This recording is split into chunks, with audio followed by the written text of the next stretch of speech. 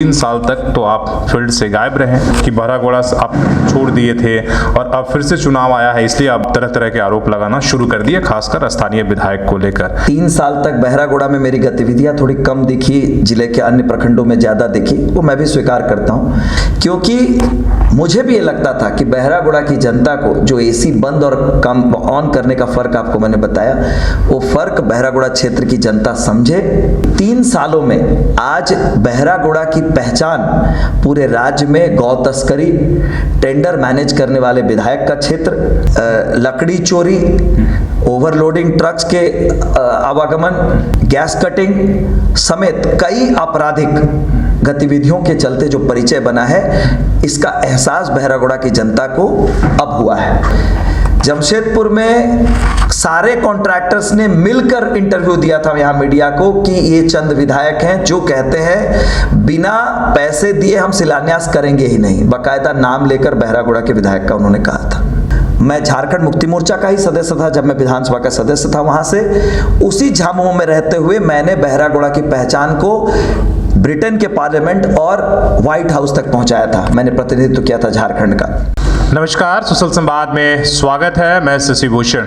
आज एक बार फिर से हमारे साथ बीजेपी के तेज तर्रार प्रदेश प्रवक्ता कुणाल सरंगी और बहरागोड़ा से पूर्व विधायक। काफी समय से आपने देखा कोरोना में एक जो काम कर रहे थे, लोगों से मिलकर एक सामाजिक काम कर रहे थे, लेकिन फिर से पॉलिटिकली एक्टिव हो गए हैं और बहरागोड़ा में इन्होंने प्रेस कॉन्फ्रेंस करके स्थानीय विधायक पर कई तरह के आरोप लगाए। इसके बाद बहरागोड़ा में आप उथल पुथल देख सकते हैं। कहा यह जा रहा है कि भाई 3 साल तक आप कहाँ थे, अचानक फिर से जब चुनाव आया तो आप प्रकट हो गए और इस तरह के आरोप लगा रहे हैं। तो सीधे सवाल नहीं से था कि 3 साल तक तो आप फील्ड से गायब रहे, ये कहा जा रहा है, जो कि बहरागोड़ा आप छोड़ दिए थे और अब फिर से चुनाव आया है, इसलिए आप बहरागोड़ा में आप तरह तरह के आरोप लगाना शुरू कर दिए, खासकर स्थानीय विधायक को लेकर कि वो वहाँ माइनिंग करा रहे हैं, वहाँ पर तरह तरह की गतिविधियां करा रही। तो किस दम पर, मतलब किस तर्क को लेकर ये सारे आरोप आप लगा रहे हैं? बहुत बहुत धन्यवाद शशि जी आपका। सबसे पहली बात तो अभी चुनाव नहीं है। जो आपने कहा कि चुनाव आया है तो आप एक्टिव हो गए, अभी कोई चुनाव नहीं है। जहाँ तक 3 साल तक बहरागोड़ा में मेरी गतिविधियाँ थोड़ी कम दिखी, जिले के अन्य प्रखंडों में ज़्यादा दिखी, वो मैं भी स्वीकार करता हूँ। अभी इस कमरे में हम लोग बैठे हैं, ये एसी का रिमोट है मेरे हाथ में। अगर मैं इसे ऑन करूँ तो एसी ऑन होगा, अगर बंद रखूँ तो ये बंद रहेगा। एसी बंद रहेगा तो थोड़ी देर में आपको बेचैनी होगी, क्योंकि बंद कमरा है। आप कहेंगे मुझे एसी ऑन करने के लिए, क्योंकि फर्क आपको पता है एसी ऑन होने का और एसी बंद रहने का। जितनी सेवा मैंने और मेरे परिवार ने कई दशकों तक बहरागोड़ा क्षेत्र की जनता की है, उसके बाद जो चुनाव में परिणाम आए, लोकतंत्र का हिस्सा है, मैंने उसे स्वीकार किया और मैंने लगातार अपनी सेवा बहरागोड़ा समेत पूरे जिले के लोगों की, पूरे राज्य के लोगों की और कोरोना काल में पूरे देश ने देखा हम लोगों की टीम ने किस तरह से पूरे देश में लोगों को मदद पहुंचाई। मैं स्वीकार करता हूं बहरागोड़ा क्षेत्र में मेरी गतिविधियां कम थी, क्योंकि मुझे भी ये लगता था कि बहरागोड़ा की जनता को जो एसी बंद और कम ऑन करने का फर्क आपको मैंने बताया, वो फर्क बहरागोड़ा क्षेत्र की जनता समझे, ताकि 3 सालों में आज बहरागोड़ा की पहचान पूरे राज्य में गौ तस्करी, टेंडर मैनेज करने वाले विधायक का क्षेत्र,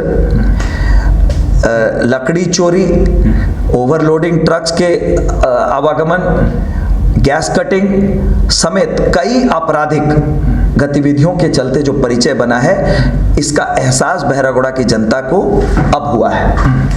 और ये मैं चाहता था कि बहरागोड़ा की जनता को फर्क पता चले।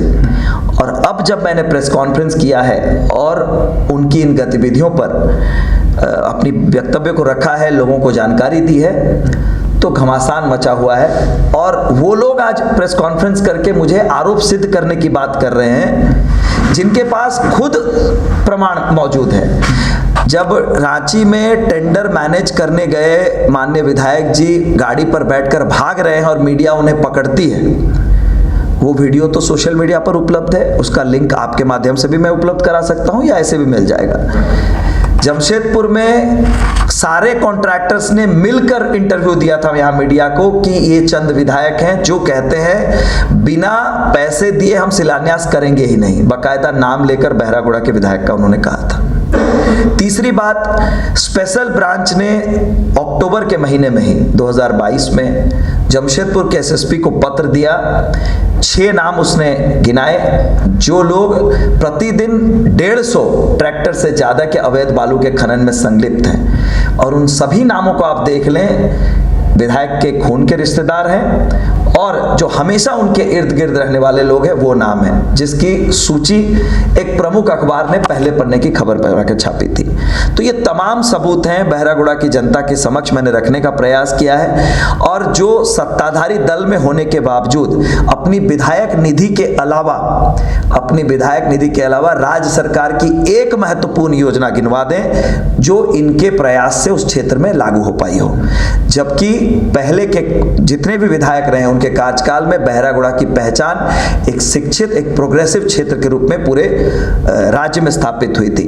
मैं झारखंड मुक्ति मोर्चा का ही सदस्य था जब मैं विधानसभा का सदस्य था, वहां से उसी झामुमो में रहते हुए मैंने बहरागोड़ा की पहचान को ब्रिटेन के पार्लियामेंट और व्हाइट हाउस तक पहुंचाया था। मैंने प्रतिनिधित्व किया था झारखंड का, और आज उसकी पहचान बनी है कि ऑयल टैंकर के अंदर मवेशियों को घुसाकर वहां पर पकड़ा जाता है, गैस कटिंग करते हुए लोगों को पुलिस पकड़ती है, ओवरलोडिंग ट्रक्स को पकड़ती है, लोगों की दुर्घटना में मौत हो रही है ओवरलोडिंग ट्रक्स की वजह से, जिसके चलते ग्रामीण सड़क पर उतरते हैं। इन तमाम वजहों से आज बहरागोड़ा का परिचय बदला है। वहां का पूर्व विधायक होने के कारण मेरी ये राजनीतिक और नैतिक जिम्मेदारी है, मेरी क्षमता है, आप जैसे मित्रों का आशीर्वाद है, साथ है कि मैं पूरे जिले के लोगों की सेवा करता हूं, करता रहूंगा। लेकिन उस क्षेत्र के पूर्व विधायक होने के कारण मेरी ये नैतिक जिम्मेदारी है कि बहरागोड़ा की जो आज पहचान गौ तस्करी, लकड़ी चोरी, खुलेआम बंदूक लेकर युवा बाजार में घूम रहे हैं, पुलिस ने गिरफ्तार किया है 2 दिन पहले, ये जो पहचान बनी है, ये पहचान बनने से मैं रोकूं, ये मेरी जिम्मेदारी है जो मैं निभा रहा हूं। जो सवाल आपने उठाया वो जिस तरीके के लकड़ी का अवैध माइनिंग का, आपने जो वहाँ पर गौ तस्करी हो रहा है, ये तमाम सारे, तो इस तमाम मुद्दों को लेकर क्या अब आप फ्रंट फुट पर दिखेंगे बहरागोड़ा के अंदर? क्या इन सवालों को आप तत्परता से जैसे पहले उठाया करते थे फिर से आप उठाएंगे इन सवालों को लेकर, और आगे क्या रणनीति क्या रहेगी? निश्चित रूप से मैं इन सवालों को उठाऊंगा। मैंने कई पदाधिकारियों को वो प्रमाण भी उनके पास पहुंचाए हैं कि किस तरह से बेखौफ होकर माइनिंग माफिया आज बहरागोड़ा क्षेत्र में सक्रिय है। और आपको जानकर आश्चर्य होगा, मेरे प्रेस कॉन्फ्रेंस करने के दिन ही रात में 3 हाईवा बालू पकड़ाया है चाकोलिया से, 2000 सेफ्टी से ज़्यादा का बालू रिट्रीव हुआ है वहाँ से, और उसके बाद भी कार्रवाई पुलिस करती है। लेकिन कई बार ये जो तस्कर हैं, इन्होंने इतना बड़ा नेटवर्क वहाँ स्थापित किया है कि इसको ध्वस्त करने में समय लगेगा।